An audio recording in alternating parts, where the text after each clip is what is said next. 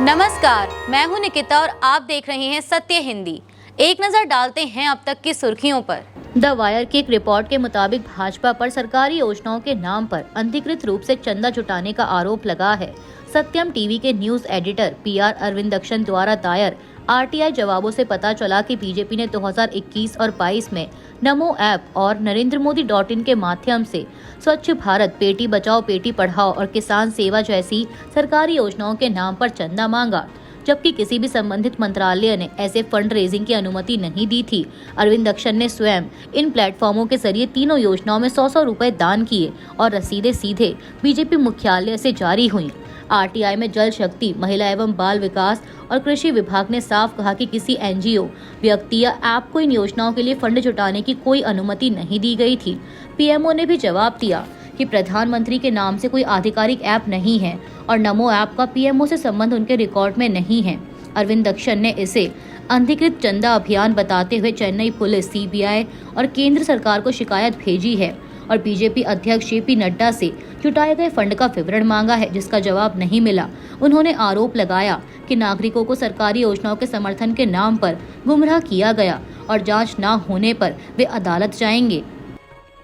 लोकसभा में चुनाव सुधार पर चल रही चर्चा के दौरान कांग्रेस नेताओं ने चुनाव आयुक्तों की चयन प्रक्रिया से CGI को हटाने का मुद्दा उठाया था। विपक्ष ने सवाल किया कि बिना CGI की भागीदारी के चुनाव आयुक्तों का चयन कैसे सुनिश्चित किया जाएगा और क्या यह लोकतांत्रिक प्रक्रिया के लिए उचित है। इस पर बुधवार को बीजेपी सांसद और पूर्व कानून मंत्री रविशंकर प्रसाद ने जवाब देते हुए कहा कि चुनाव आयुक्तों के चयन के लिए कानून स्पष्ट है, जिसमें प्रधानमंत्री, विपक्ष के नेता और केंद्रीय मंत्री शामिल हैं। उन्होंने कहा कि न्यायपालिका का सम्मान किया जाता है, लेकिन हर चीज में उसे शामिल करना सेपरेशन ऑफ पावर के सिद्धांत के खिलाफ होगा और लोकतंत्र की कमजोरी को दिखाएगा।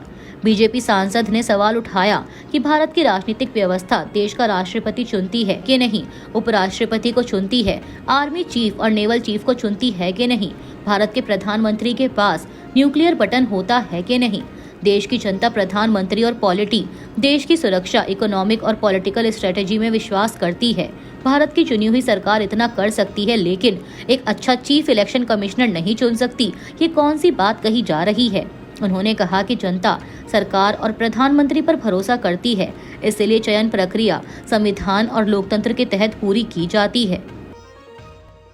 लोकसभा में बुधवार को चुनाव सुधारों पर बहस के दौरान केंद्रीय गृह मंत्री अमित शाह और विपक्ष के नेता राहुल गांधी के बीच तीखी बहस हुई। गांधी ने शाह के भाषण को बीच में रोकते हुए अपनी प्रेस कॉन्फ्रेंस पर चर्चा करने का चैलेंज दिया, जिसमें उन्होंने वोटर लिस्ट में हेरफेर के आरोप उठाए थे। वहीं अमित शाह ने जवाब दिया कि उनकी स्पीच का क्रम विपक्ष तय नहीं कर सकता और हर सवाल का जवाब दिया जाएगा। उन्होंने कांग्रेस के दावे को बेबुनियाद बताया और स्पष्ट किया कि हरियाणा में एक ही घर में दर्ज 501 वोट का मामला गलत नहीं था। शाह ने कहा कि मकान नंबर 265 1 एकड़ का पुश्तैनी प्लॉट है, जहां कई परिवार रहते हैं और यही कारण है कि एक ही मकान नंबर दिखाई देता है। लोकसभा में बुधवार को गृह मंत्री अमित शाह ने चुनाव सुधार पर चर्चा के दौरान विपक्ष पर आरोप लगाया कि वह विभिन्न राज्यों में चल रहे वोटर लिस्ट के स्पेशल इंटेंसिव रिवीजन यानी SIR को लेकर देश को गुमराह कर रहा है। शाह ने स्पष्ट किया कि SIR पूरी तरह चुनाव आयोग के अधिकार क्षेत्र में आता है, जो एक स्वतंत्र संवैधानिक संस्था है और सरकार के निर्देशों पर नहीं चलती। उन्होंने कहा कि स्वतंत्र और निष्पक्ष चुनाव कराना इलेक्शन कमीशन ऑफ इंडिया की जिम्मेदारी है और संसद में SIR की विस्तृत समीक्षा की मांग इसलिए संभव नहीं है। शाह ने कहा कि सत्र की शुरुआत में विपक्ष के हंगामे से यह गलत संदेश गया कि सरकार चुनाव सुधारों पर चर्चा से बच रही है, जबकि संसद देश की सबसे बड़ी पंचायत है और NDA कभी बहस से पीछे नहीं हटता। उन्होंने कांग्रेस पर SIR को लेकर झूठ फैलाने का आरोप लगाते हुए याद दिलाया कि पहला SIR 1952 में नेहरू सरकार के दौरान हुआ था और बाद में इंदिरा गांधी के समय भी कई बार यह प्रक्रिया अपनाई गई। गृह मंत्री ने चेतावनी दी कि अगर घुसपैठियों या मृत व्यक्तियों के नाम वोटर लिस्ट में बने रहे तो चुनाव प्रणाली की विश्वसनीयता और देश की सुरक्षा प्रभावित होगी। आज तक की एक रिपोर्ट के मुताबिक उन्होंने यह भी कहा कि मैं विपक्ष के हर सवाल का जवाब दूंगा, लेकिन मतदाता सूची नई हो या पुरानी, आपका हारना तय है। वहीं नेता प्रतिपक्ष राहुल गांधी ने शाह को टोकते हुए सदन में चैलेंज किया कि वह उनके द्वारा वोट चोरी पर की गई तीनों प्रेस कॉन्फ्रेंस पर डिबेट करें। लोकसभा में बुधवार को SIR और चुनावी सुधारों पर हुई चर्चा में भाजपा सांसद कंगना रनौत ने विशेष गहन पुनरीक्षण का पुरजोर बचाव किया और विपक्ष द्वारा लगाए गए वोट चोरी के आरोपों को बेबुनियाद प्रोपोगेंडा बताया। मंडी से सांसद कंगना ने कहा कि डिजिटल युग में महिलाओं की गरिमा की रक्षा करने, फर्जी नामों और घुसपैठियों को मतदाता सूची से हटाने के लिए SIR बेहद आवश्यक है। उन्होंने कहा कि प्रधानमंत्री नरेंद्र मोदी को चुनाव जीतने के लिए किसी हेरफेर की जरूरत नहीं, वे जनता का दिल हैक करते हैं, EVM नहीं। अपने 1 वर्ष के संसदीय अनुभव को उन्होंने चुनौतीपूर्ण बताते हुए कहा कि विपक्ष की रोज की बाधाओं से सदन का माहौल तमाशा बन जाता है।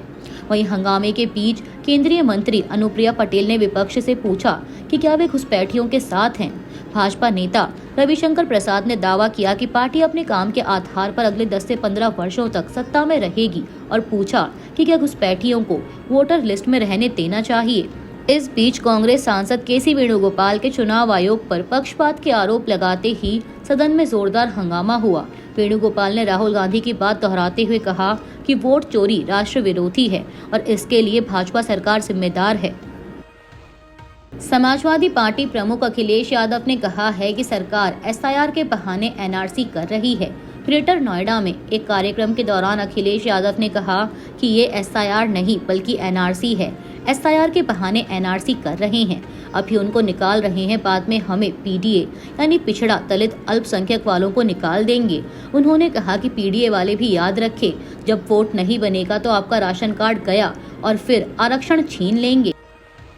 हाल ही में कांग्रेस से निकाली गई नवजोत कौर सिद्धू ने कहा है कि वह अब भी कांग्रेस के साथ हैं और आगे भी रहेंगी। उन्होंने यह भी दावा किया कि कांग्रेस पंजाब का विधानसभा चुनाव जीतेगी।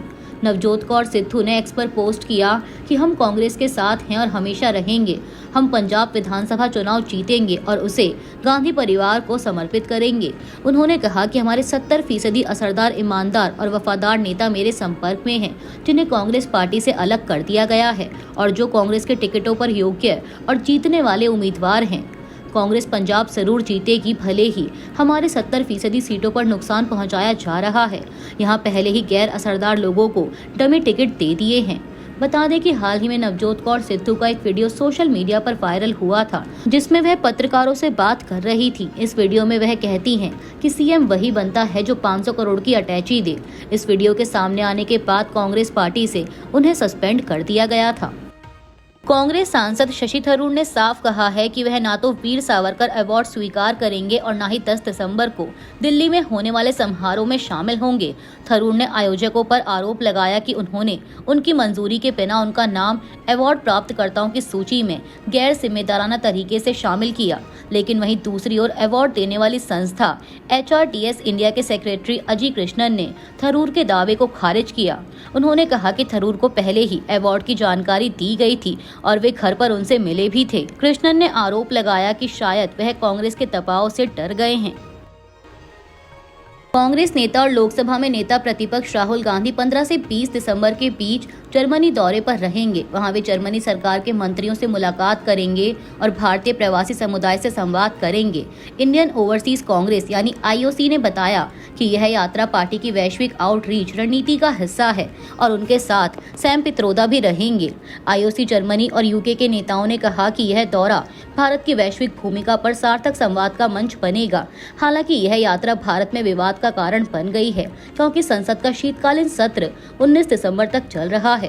भाजपा ने राहुल गांधी पर संसद छोड़कर विदेश जाने का आरोप लगाया।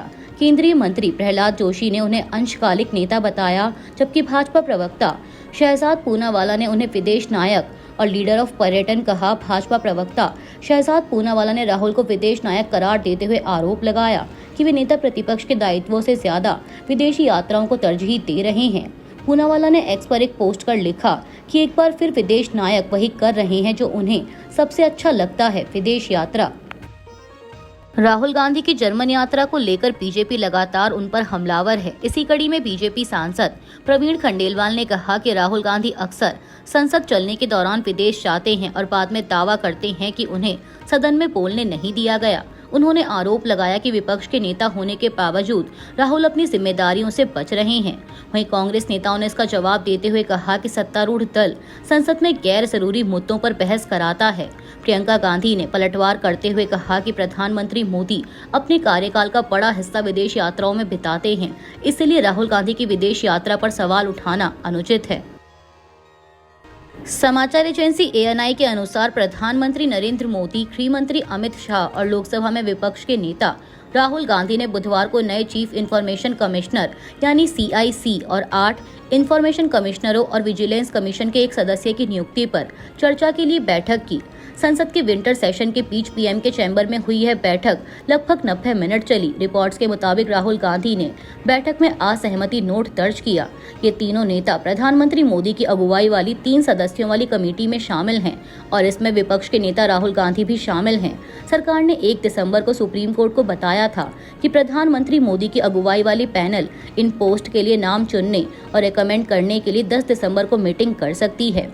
सूचना के अधिकार कानून के सेक्शन 12(3) के तहत प्रधानमंत्री इस कमेटी के चेयरपर्सन होते हैं, जिसमें विपक्ष के नेता और प्रधानमंत्री द्वारा नॉमिनेट किया गया केंद्रीय मंत्री भी होता है, जो चीफ इंफॉर्मेशन कमिश्नर और इंफॉर्मेशन कमिश्नरों की नियुक्ति के लिए नामों को चुनता है और उनकी सिफारिश करता है। चीफ इंफॉर्मेशन कमिश्नर को अपॉइंट करने के प्रोसेस के मुताबिक जो लोग इंटरेस्टेड हैं, उनकी डिटेल्स अखबारों में एडवर्टाइजमेंट और DOPT वेबसाइट पर मंगाई जाती है। DOPT इन डिटेल्स को टेबल में डालकर प्रधानमंत्री द्वारा बनाई गई सर्च कमेटी को भेजता है, जिसके चेयरमैन कैबिनेट सेक्रेटरी होते हैं। नाम और शॉर्टलिस्ट किए गए लोगों को उनके एप्लीकेशन के साथ PM की अध्यक्षता वाली कमेटी को भेजा जाता है।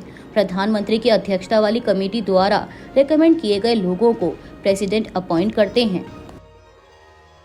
महाराष्ट्र की महायुति सरकार ने सायन स्थित 7,658 वर्ग मीटर की प्राइम जमीन विश्व हिंदू परिषद को 30 साल की लीज पर सिर्फ 10,186 रुपए वार्षिक किराए पर देने का फैसला किया है, यानी 848 रुपए महीना किराए पर।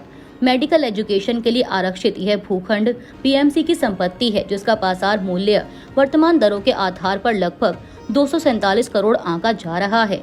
VHP को लीज होल्ड प्लॉट को फ्री होल्ड में बदलने के लिए अलग से 9.72 करोड़ देने होंगे। BMC ने यह आवंटन मुंबई महानगर पालिका अधिनियम की धारा 92 TD के तहत किया, जो विशेष परिस्थितियों में बाजार मूल्य से कम दर पर भूमि देने की अनुमति देती है। VHP का दावा है कि जमीन का उपयोग कैंसर मरीजों के लिए आवासीय सुविधा के विस्तार में किया जाएगा। हालांकि जमीन का लैंड यूज मेडिकल शैक्षणिक ही रखा गया है और DCPR 2034 के तहत अनुपालन सुनिश्चित करने की जिम्मेदारी BMC आयुक्त की होगी। वहीं विपक्ष ने इस कदम को BJP विश्व हिंदू परिषद को फायदा पहुंचाने वाला निर्णय बताया। कांग्रेस नेता वर्षा गायकवाड़ ने आरोप लगाया कि विश्व हिंदू परिषद को करोड़ों की जमीन गिफ्ट की गई है, जबकि संगठन को स्वास्थ्य क्षेत्र का अनुभव नहीं है। सोशल मीडिया पर भी इस फैसले को लेकर तीखी आलोचना हुई, जिसमें इसे सरकारी जमीन का दुरुपयोग, BMC चुनाव से पहले राजनीतिक लाभ और सस्ते में दिया गया सौदा बताया गया। अभी के लिए इतना ही। बाकी की देश दुनिया की बड़ी खबरों के लिए जुड़े रहिए सत्य हिंदी के साथ।